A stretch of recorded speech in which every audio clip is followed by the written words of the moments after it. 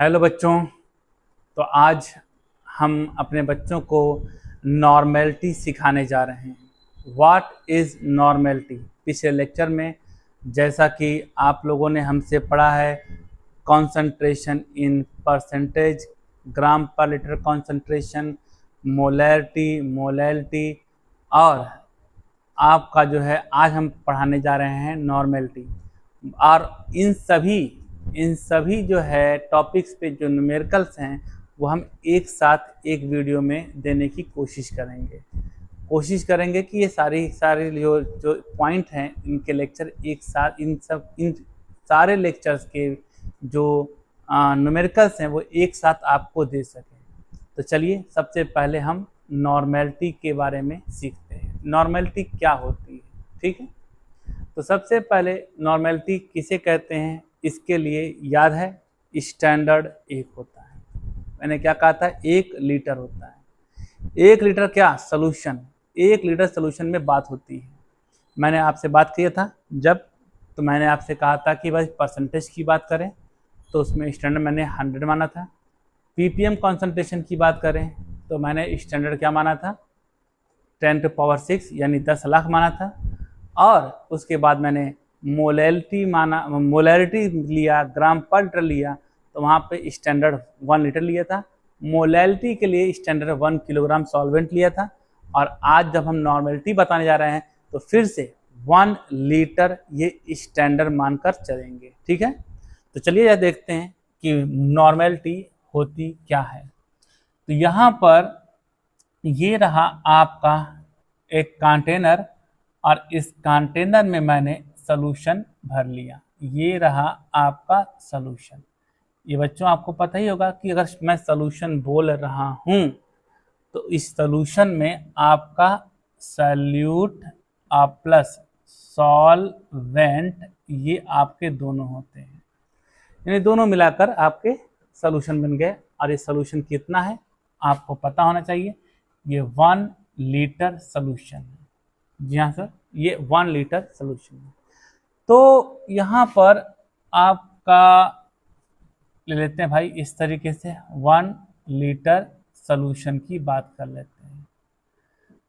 ये 1 लीटर, तो 1 litre solution में जितने ग्राम इक्विवेलेंट डिसॉल्व होते हैं, यानी 1 लीटर सॉल्यूशन में जितने ग्राम इक्विवेलेंट डिसॉल्व होते हैं वही उसका क्या कहलाता है, यही इसका क्या कहलाता है, नॉर्मेलिटी कहलाता है। बच्चों को कंफ्यूजन हुआ कि सर ये ग्राम इक्विवेलेंट होता क्या है। हाँ सर, ग्राम इक्विवेलेंट क्या होता है, आइए थोड़ा सा इसका जो है एक हल्का सा जो है झलक देख लेते हैं, तब हो सकता है कि नॉर्मेलिटी ज़्यादा बेहतर तक आपको समझ में आए। चलिए, तो सबसे पहले मैं बात कर लेता हूँ ग्राम इक्विवेलेंट। तो सबसे पहले मैं अपने बच्चों से पूछता हूँ कि आप सब लोग इक्विवेलेंट वेट निकालना जानते हैं क्या। तो अगर आपको इक्विवेलेंट वेट अगर निकालना आता है तो बहुत अच्छी बात है, नहीं आता है तो कमेंट जरूर करिए, मैं आपके लिए इक्विवेलेंट वेट पर भी लेक्चर बना दूंगा। चलिए, तो सबसे पहले मैं इक्विवेलेंट वेट की बात कर लेता हूँ। तो अगर मैं आपसे पूछता हूँ कि H2SO4 का इक्विवेलेंट वेट निकालना है तो कैसे आप निकालेंगे। तो जो बच्चे पढ़े हैं वो जानते हैं कि molecular mass upon replacing H positive. जी हाँ बेटा, कोई जितना H पॉजिटिव रिप्लेस करता है उससे आप डिवाइड कर देंगे तो जो आपका आएगा वो आपका इक्विवेलेंट वेट आ जाएगा। बोले तो आप यहाँ पर लेकर चलिए, तो अगर मैं आप यहाँ पर H2SO4 का मोलर मास निकालूं तो मोलर मास इसका सबसे पहले भाई मोलर मास निकाल लेते हैं, M = अभी आप जानते हैं कि हाइड्रोजन का एटॉमिक मास जो होता है वो कितना होता है, 1 होता है, 1 × 2 और प्लस सल्फर का 32 और प्लस ऑक्सीजन का 16 × 4, तो इसका मोलर मास जो होता है वो 98 आ जाएगा। अब यहाँ पर देखा जाए रिप्लेसिंग H पॉजिटिव की संख्या कितनी है, तो ये H2SO4 कितने हाइड्रोजन को रिप्लेस कर सकता है? 2 हाइड्रोजन रिप्लेस कर सकता है। तो यहाँ पर आपका 2 हो जाएगा। तो इसका इक्विवेलेंट वेट अगर आप निकालते हैं तो m अपान रिप्लेसिंग H पॉजिटिव की बात करते हैं तो ये हो जाता है 98 डिवाइड बाई 2 और ये आपका हो जाएगा 49 हो जाएगा। यानी H2SO4 का इक्विवेलेंट वेट कितना हो गया? 49 हो गया। ठीक है, तो यहाँ पर आपका ये 49 हो गया। और याद रखिएगा इक्विवेलेंट वेट का कोई भी यूनिट नहीं होता है, यानी आप इसे 49 ही लिखेंगे, यानी इसका equivalent weight E is equal to 49 ये हो। ठीक है, अब मैं बात करता हूं कि ग्राम इक्विवेलेंट्स की। ग्राम इक्विवेलेंट्स, आप किसी सबस्टेंस के इक्विवेलेंट वेट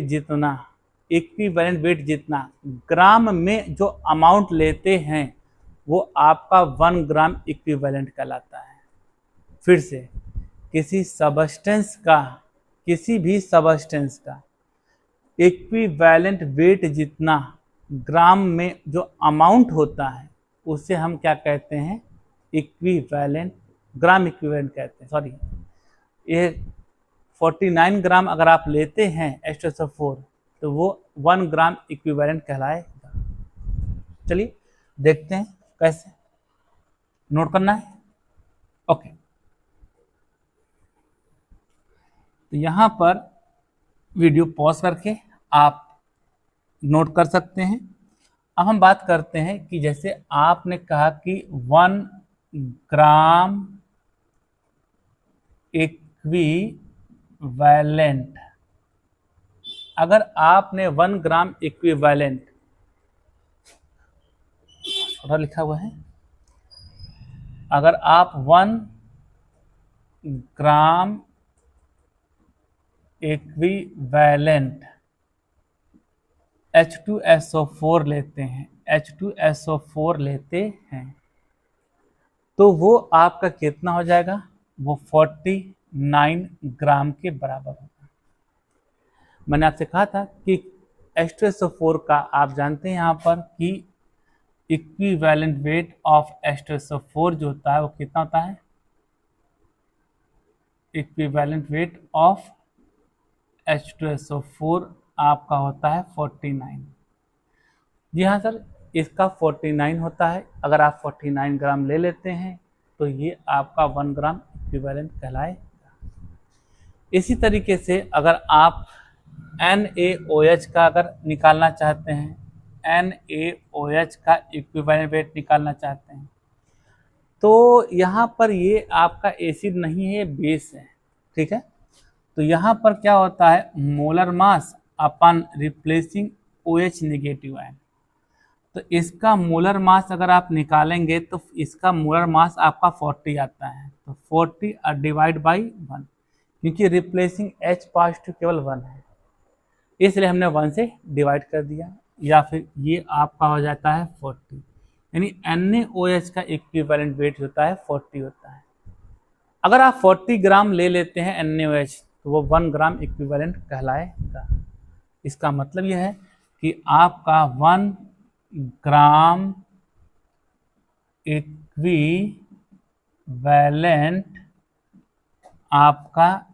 इक्विवेलेंट क्या NaOH अगर आप लेते हैं तो वो 40 ग्राम के बराबर होता है। यानी कि इसका इक्विवेलेंट वेट ऑफ NaOH अगर क्या है? 40 है, इसलिए हमने 40 ग्राम लिया जो कि 1 ग्राम इक्विवेलेंट के बराबर है। अगर मैं 80 ग्राम ले लेता हूं तो 2 ग्राम इक्विवेलेंट के बराबर होता है। अगर मैं आपका 160 ग्राम लेता हूं तो 4 ग्राम इक्विवेलेंट के बराबर हो जाता है। इसका मतलब ये है कि आप ये बात समझ चुके होंगे कि नंबर ऑफ ग्राम इक्विवेलेंट किसे कहते हैं। ठीक है, यानी ग्राम इक्विवेलेंट किसे कहते हैं। और सवाल ये आता है कि number of gram equivalent calculate कैसे करते हैं। चलिए इसको भी फार्मूला बता देते हैं। तो नंबर ऑफ ग्राम इक्विवेलेंट निकालने के लिए फॉर्मूला है क्या? वेट अपॉन इक्विवेलेंट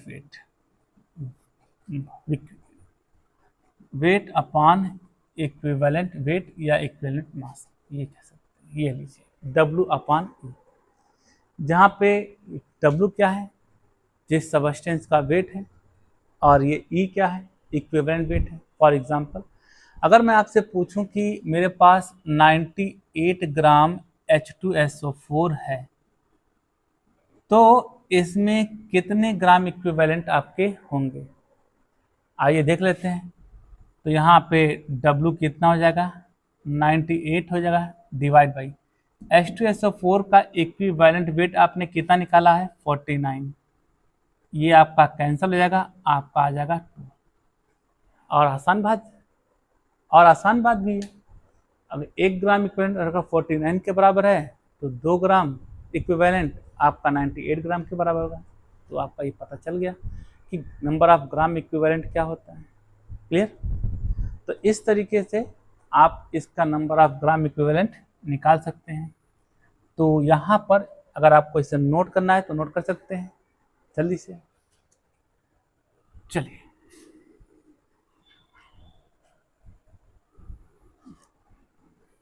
चलिए, ये तो हो गया आपका ग्राम इक्विवेलेंट। तो हमारी जो टॉपिक चल रही थी वो चल रही थी नॉर्मेलिटी के ऊपर। What is normality?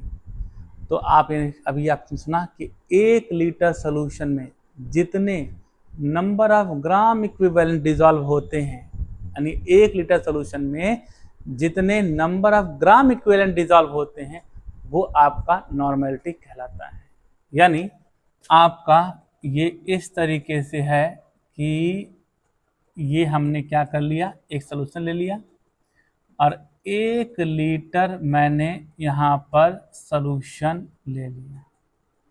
अब इस 1 लीटर सोल्यूशन को मैंने ले लिया और इसमें सपोज करिए मैंने 4 ग्राम इक्विवेलेंट सल्यूट जो है इसमें घोला हुआ है। 4 ग्राम इक्विवेलेंट सल्यूट इसमें डिसॉल्व किया हुआ है। तो इसकी नॉर्मेलिटी जो हो जाएगी वो आ जाएगी 4 ग्राम इक्विवेलेंट। मैं इसे जो है GE लिख सकता हूँ शॉर्टकट में, ग्राम इक्विवेलेंट पर लीटर। ठीक है, अगर इसकी यूनिट अगर कोई पूछ देता है तो आप ग्राम इक्विवेलेंट पर लीटर बोल सकते हैं। ठीक है, तो इसका मतलब यह है कि 4 ग्राम इक्विवेलेंट आपके 1 लीटर में डिसॉल्व है। इसका मतलब तो यही निकल के आता है, और आपने देखा भी है कि 1 लीटर सोल्यूशन में आपका 4 ग्राम इक्विवेलेंट डिसॉल्व है।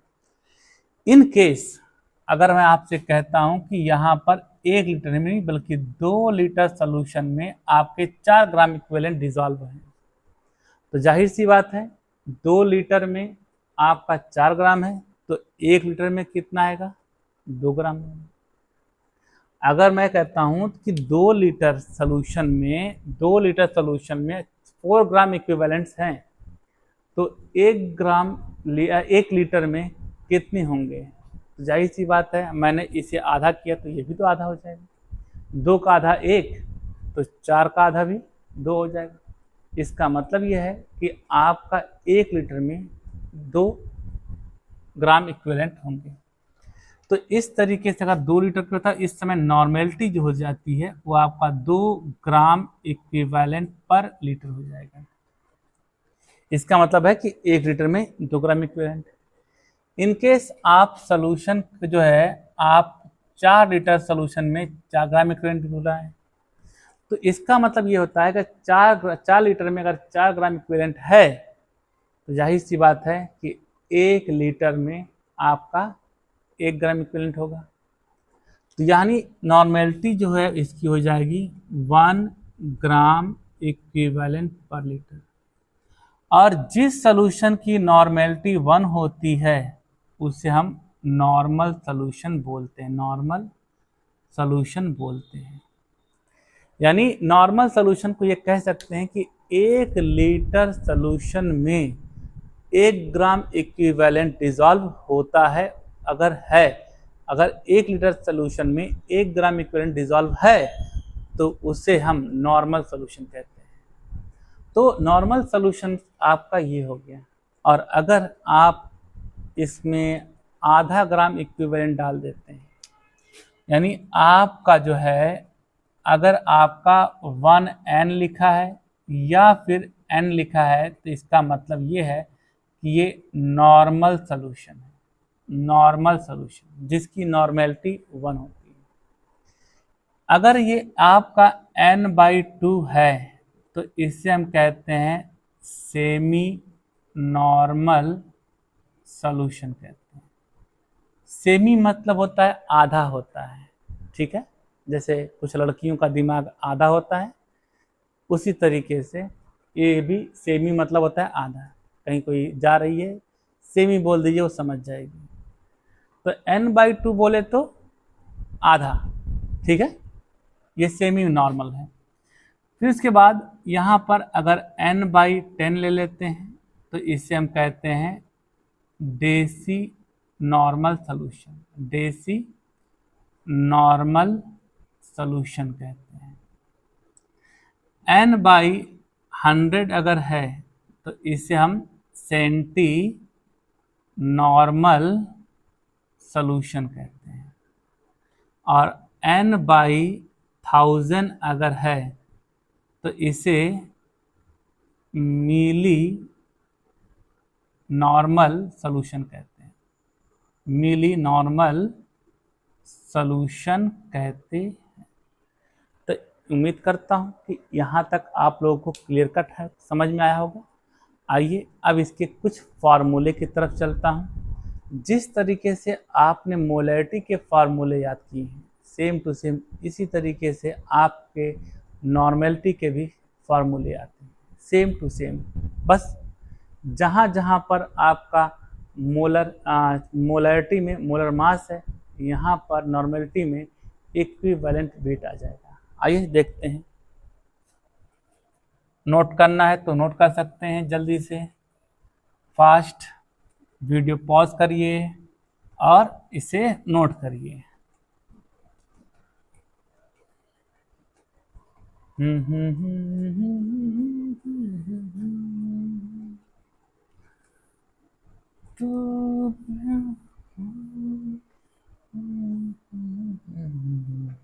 चलो भाई, तो बात चल रही थी हमारी नॉर्मेलिटी के फॉर्मूले के ऊपर। तो नॉर्मेलिटी सबसे पहले हम क्या कर दें, तो नॉर इधर से कर लेते हैं, थोड़ा सा जगह लेकर। तो ये हमारा क्या है, normality is equal to number of gram equivalent of solute divide by volume of solution in litre. ये आपका फॉर्मूला हो गया नॉर्मेलिटी का। इसे शॉर्टकट में थोड़ा सा लिख लेते हैं ताकि और अच्छा लगे आप लोगों को। तो n is equal to number of gram equivalent और वॉल्यूम लीटर में। तो कभी भी अगर मैं आपसे पूछूं कि बाबू नॉर्मेलिटी और ग्राम इक्विवेलेंट में क्या रिलेशन है, तो आप ये बोल दीजिएगा कि normality is equal to number of gram equivalent upon volume in litre. अब आप सब जानते हैं, since number of gram equivalent निकालने का फार्मूला W/E होता है। अभी मैंने इसी लेक्चर में आप लोगों को बताया था जस्ट पीछे कि नंबर ऑफ ग्राम इक्विवेलेंट कैसे निकालते हैं। निकाल दिया तो यहाँ पर मैंने रखा इस ग्राम इक्विवेलेंट जहाँ पे W/E, तो आपका n इज इक्वल टू क्या हो जाएगा, W/E अपॉन V लीटर में। ये फुदुक के नीचे आएगा तो n is equal to W/E into V litre में हो जाएगा। तो ये आपका हो गया फार्मूला। इसका मतलब आप यहाँ पर देखा कि नॉर्मेलिटी और वेट में क्या रिलेशन है, n is equal to W/E into V हो गया। जहाँ पर n क्या है, नॉर्मेलिटी, W क्या है, मास ऑफ सबस्टेंस, E क्या है, इक्विवेलेंट वेट है, और V क्या है, वॉल्यूम इन लीटर है। अब क्या बात करते हैं, इसे हम थोड़ा इक्वेशन नंबर 1 मान लेते हैं, आगे काम आएगा। अब आप जानते हैं यहाँ पर एक छोटी सी बात, since S is equal to W upon V होता है, जिसे आप स्ट्रेंथ कहते हैं। तो अगर आप W अपान V की जगह पर ये S अगर रख देते हैं तो आपका N is equal to S upon E हो जाएगा। बोलो भाई हाँ या ना। और इस E को अगर आप इधर लेके जाते हैं तो आपका S is equal to N into E हो जाएगा। ये जो रिलेशन देख रहे हैं ये स्ट्रेंथ और नॉर्मेलिटी में रिलेशन है। यानी अगर कभी आपको नॉर्मेलिटी पता चल जाए, नॉर्मेलिटी दिया हुआ हो और आपको स्ट्रेंथ निकालना हो, तो आप बस इक्विवेलेंट वेट से आप मल्टीप्लाई कर दीजिए, आपका स्ट्रेंथ निकल जाएगा। बोले तो ग्राम पर लीटर कॉन्सेंट्रेशन निकल जाएगा। ओके, फ्रॉम इक्वेशन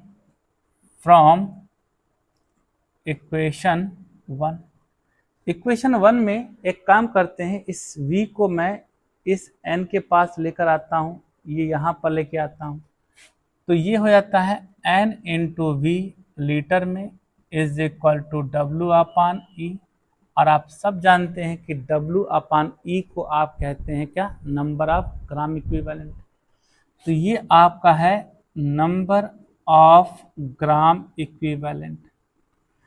तो ये इसके बराबर, ये इसके बराबर, तो जाहिर सी बात है ये भी इसके बराबर होगा। तो यहाँ पर मैं क्या करता हूँ, इससे फॉर्मूला डेवलप करता हूँ।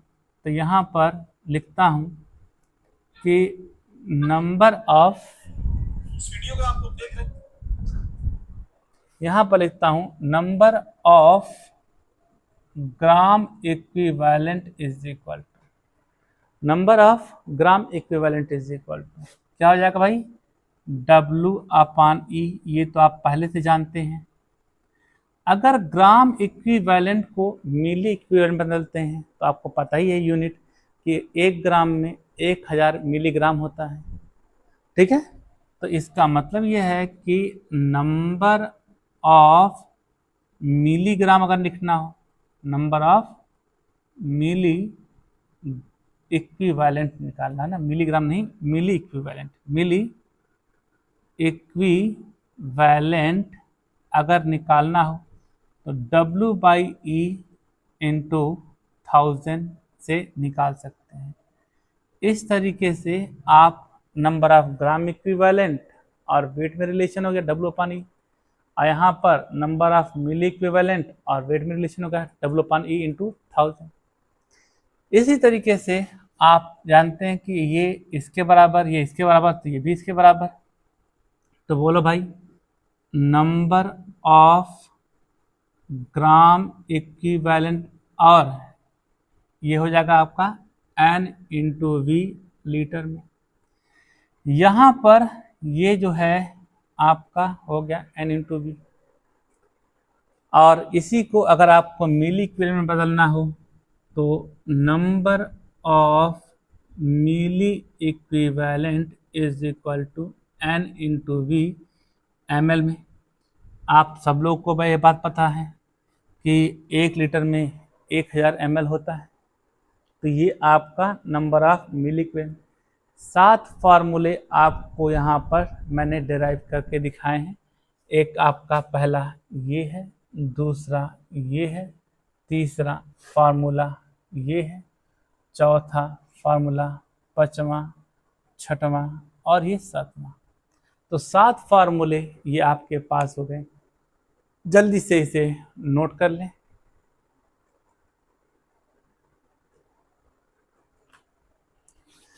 चलिए, ये जो आपकी नॉर्मेलिटी है ये आपके एनसीईआरटी में नहीं है, फिर भी बच्चों को बताया जाता है, क्योंकि कुछ पॉइंट ऐसे होते हैं जो बीच में आ जाते हैं तो बच्चों को वहाँ पे वो बात क्लियर नहीं होती है, इसलिए बच्चों को ये बता देते हैं हम, ताकि बच्चों को कोई कन्फ्यूज़न बाद में ना रहे। क्योंकि जब मैं एक क्वेश्चन आपको सॉल्व कराऊंगा एनसीईआरटी का, वहाँ पे ग्राम इक्विवेलेंट और मिली इक्विवेलेंट की ज़रूरत पड़ती है, तो मैं वहाँ पर आपका इसका यूज़ बताऊँगा। ठीक है, तो आज इतना ही, कल फिर से मिलते हैं शाम में 5 बजे। शुक्रिया, धन्यवाद।